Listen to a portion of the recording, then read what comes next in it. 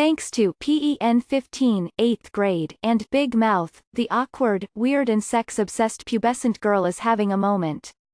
It begins innocently enough. In the third episode of the Hulu comedy PEN 15, the 7th grader Maya is playing with two My Little Pony dolls, mashing their pink plastic faces together in a fantasy makeout session, when her face flushes pink, too. For maybe the first time, she sticks a hand down her underwear, and for the remainder of the 30-minute episode, that hand rarely re-emerges. Suddenly Maya's suburban middle school existence is pulsing with masturbation triggers, a pencil hole drilled into a purple eraser, a classmate's ear hair, the curve of a sand dune in a nature documentary. A switch has flipped. Now everything is sex. In the middle school of the American collective imagination, packs of filthy-minded boys stalk the halls, snapping bras and howling at the cliff's edge of puberty. The sex-obsessed adolescent girl is a rarer breed. More often girls are positioned as victims of raging male hormones, or else they are styled as preternaturally mature, rising above the boys and their juvenile misadventures. Now, in PEN 15, the film 8th grade, and the Netflix animated comedy, Big Mouth, the lustful adolescent girl is having her moment. It is not, to be clear, an altogether glorious time. At least, it's not for the girls themselves. Trapped in the years between childhood and adulthood, they are realizing that women are valued for their sex appeal, but do not yet know how to look or feel sexy. They think about boys constantly, but aren't actually ready to touch them. They pursue sex and romance aggressively, but almost exclusively in their imaginations.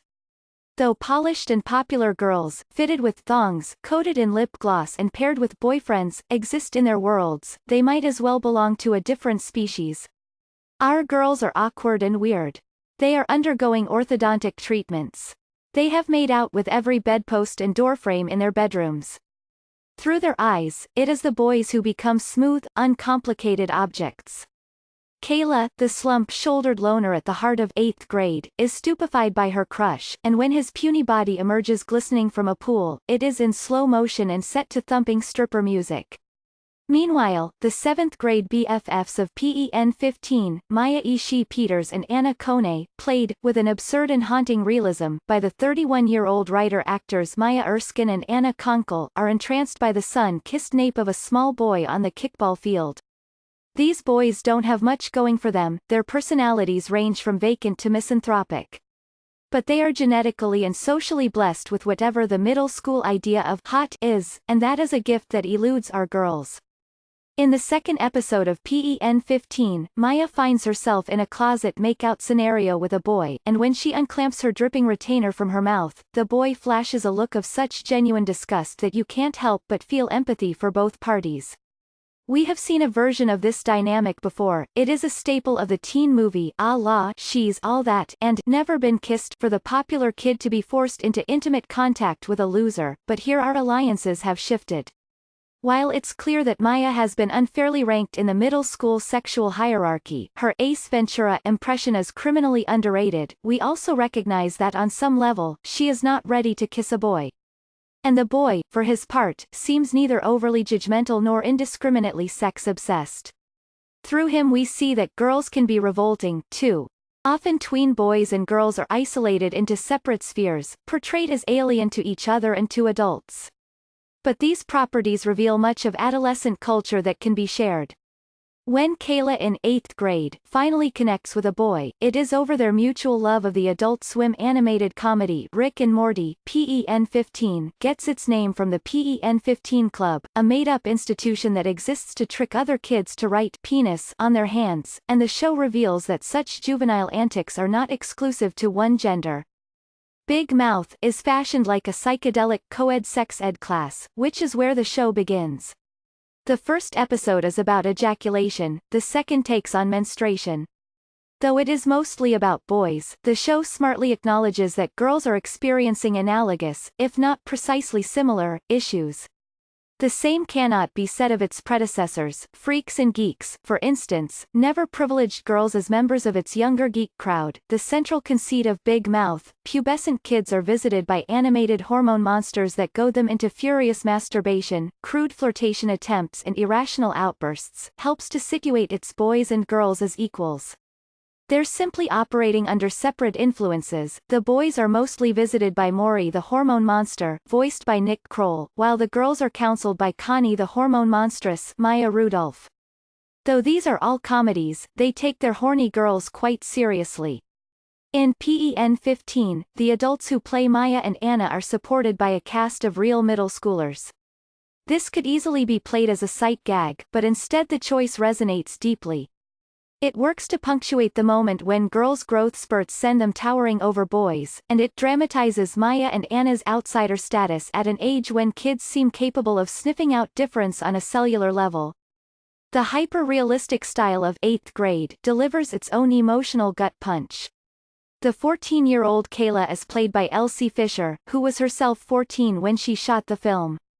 Though Kayla makes YouTube videos for an audience in the single digits, and Fisher is a professional performer, knowing that character and actor are both stuck in the same life stage only magnifies the film's anxious, claustrophobic feel. Jessie of Big Mouth is, of course, a cartoon, which allows the character to careen dramatically between adolescence and maturity.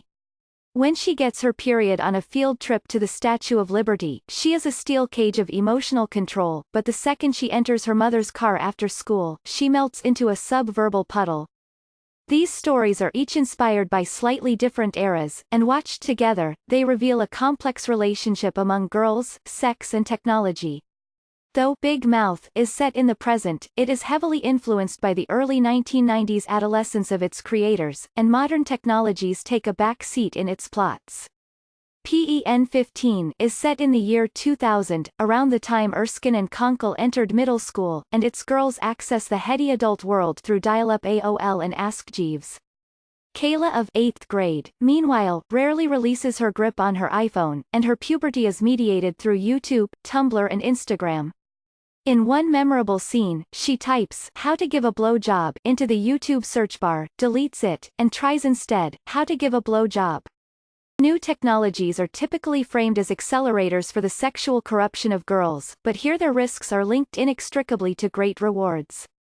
For the girls of PEN 15, who together pretend to be a hot 26-year-old woman in a chat room, AOL is a portal to disembodied sexual exploration, a way to digitally map out imaginary adult sex lives without actually exposing them to stranger danger.